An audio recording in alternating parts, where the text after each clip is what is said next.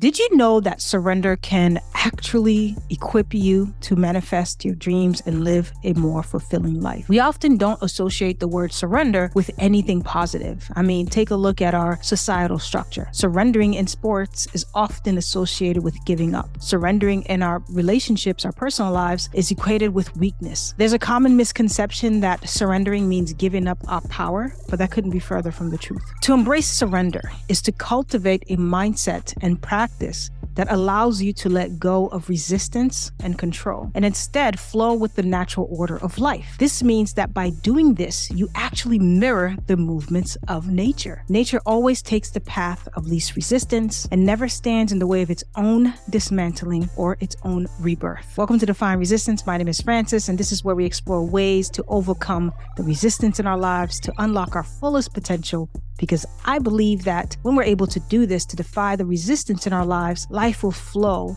with more joy, peace, balance, and alignment. So let's break this down. Let's break down that word surrender, shall we? What does it mean to truly surrender? Surrendering is about releasing the resistance between you and your own personal expansion. I will say it again. Surrendering is about releasing the resistance between you and your own personal expansion. It's also the realization that you have a choice to march towards discomfort or to remain in the prison walls of your comfort. There's courage in knowing your limitations, in knowing your capacity, knowing that you don't have to have it all figured out, and you're not supposed to. It takes courage to dance with the mystery and the uncertainty of life. It's about letting go of the need to be right, dissolving our pride and our ego, and embracing the lessons necessary for our soul's evolution. Some people say to me, "Oh, I really don't know how to surrender." And if that's you, I'm going to challenge you a bit on this because, this is what I do. It's not that you don't know how. It's not that you don't know how. It's whether or not there's a willingness there to try. What do I mean by this? If we think about it, life presents us with countless opportunities to practice surrendering, but often we perceive them as conflicts or threats. We resist surrendering, fearing that someone or something is trying to hurt us, or we may fear surrendering because we don't want our social status to change or be known as the person maybe who walked away or the person who asked for help and so forth. So there is some sort of identity. So there's an identity complex that is tied into the act of surrendering. So this leads me to the first step. Let go of attachment. Identify what you're clinging onto, whether it's a specific outcome, a belief, a desire, a person. Practice releasing your attachment to these things and embrace a more open and flexible mindset. Where there's room for flexibility, there is room for surrender. What impacts our ability to surrender is, of course, fear, the lack of trust, fear of what happens when we let go, the uncertainty aspect of that, and the fear of letting go of that ironclad grip on the beliefs that you have as a result of that fear. So there's a lot of underpinnings, right? It's a bit layered. Whenever there's an outward lack of trust, it means that there is a huge lack of trust within. This can be very complicated, especially if you grew up in a household where trust was severely violated. And as a result, your internal boundary systems are non-existent or they're distorted. So what can you do? How do you rebuild trust in a way that allows you to begin surrendering more in your life so that you can reap the benefits of that surrender? And towards the end of the video, we'll get to that, where I'll give you some practical ideas so that you can start practicing. But I want to talk a little bit about trust, because trust becomes even more important because in the mode of surrender, we're asked to trust something bigger than ourselves. And this could be hard for many of you because we've been programmed to believe that for something to be true, we need to see the evidence of it. And I read this quote recently in a book that I've been reading. And so it's kind of timely that I'm talking about surrender. It's from Phil Alderson, and he says, "Absence of evidence is not evidence of absence." And I was like, well, there it is.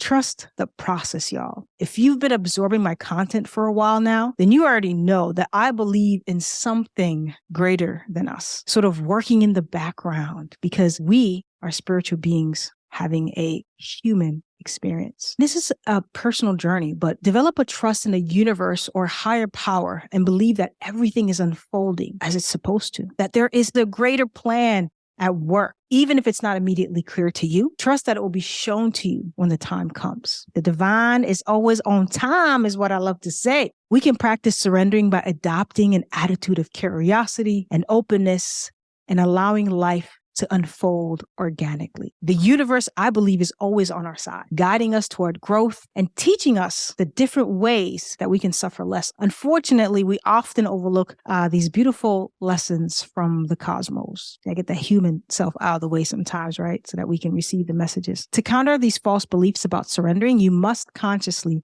place yourself in situations that encourage surrender. Because whether you do it consciously or not, you will be sent situation after situation to practice what it is that you need to learn. So it's going to happen one way or another. But know that opportunities to practice surrendering are presented to us throughout our lives. Like I said, yet we often again perceive them as conflicts, as if someone or something, the man, whomever, is trying to harm us. Instead of pushing against these surrendering opportunities, what if we embraced them? What would life look like if we just surrendered a little bit more? So we're towards the end, and like I promised, I'm going to give you some tips that you can use to begin this process, because it is a journey. It's not an impossible journey. We just really need to get out of our own way and allow the expansion to take place with a little bit of help from the cosmos. Okay, so let's get started. Here are some steps to help you embrace surrender. So number one, start by conducting a personal audit. What do I mean by this? Ask yourself, where in your life are you pushing too hard against something? Where in your life, what are you trying to avoid? Maybe. What are you holding on to that no longer serves you? Identify areas in your life that requires less grasping, less control, less meddling. Reflect on the emotions and thoughts that come up for you during this self-reflection. And don't forget, go deeper. Go deeper, because it's through depth that change can only happen, as I say. All right, number two, letting go of control. Recognize that you cannot control everything. You just can't. Oh man, you can't. Okay. Because when you try to do that, it creates a lot more stress and anxiety. It really does. Surrendering control does not mean that you're giving up, but rather you're allowing life to guide you, and you're being open to the unexpected possibilities that are trying to come forth. Remember, if we're living our lives in constrictions and restrictions, life cannot expand. How do you expect a plant to grow without conditions that allow it to blossom? My friend, you are that plant. I'm also going to leave a video that I did about control. I'll leave that video at the end of this video so that you can easily access it, so you can get a bit more deeper into letting go of control. All right, number three, this is a tough one. I know it is. It was tough for me too, child. It was tough for me. Embracing change and uncertainty. Realize that life is filled with uncertainties and change is inevitable. It is the only constant, right? You've heard that before. Change gonna happen. It will happen. It must happen. It has to happen. Embrace the unknown with curiosity and openness rather than the fear and the resistance. Okay, number four. Acceptance plays a transformative role in our lives. By embracing the acceptance, you actually free yourself from the burden of resistance and find the peace within. Acceptance allows you to acknowledge and make peace with reality as it is, reality. It empowers you to let go of, futile attempts to control or change things beyond your reach. Acceptance enables you to navigate the difficulties and life's challenges with grace, allows you to embrace change, and also fosters healthier relationships, right? Because then you're not just holding on when things aren't working. Maybe it's a relationship that you're in. Acceptance allows you that flexibility to give and take that a relationship needs. I'll tell y'all a quick story. When I left my job, I had to let go of a lot of attachments. And one of the attachments, one of many, was I had to let go of the attachment to the degrees that I acquired over the years of my life. All that hard work, the sacrifices, the money. And here I was entering a completely new industry when I decided to get into real estate. And then when I decided to teach English overseas. And here I was, 35 years old, with a group of 22-year-olds on a gap year, and I felt really out of place. And because of me feeling out of place, I also prevented myself from fully embracing that experience at the time, or really connecting even with the younger folks. And luckily, eventually I got over it.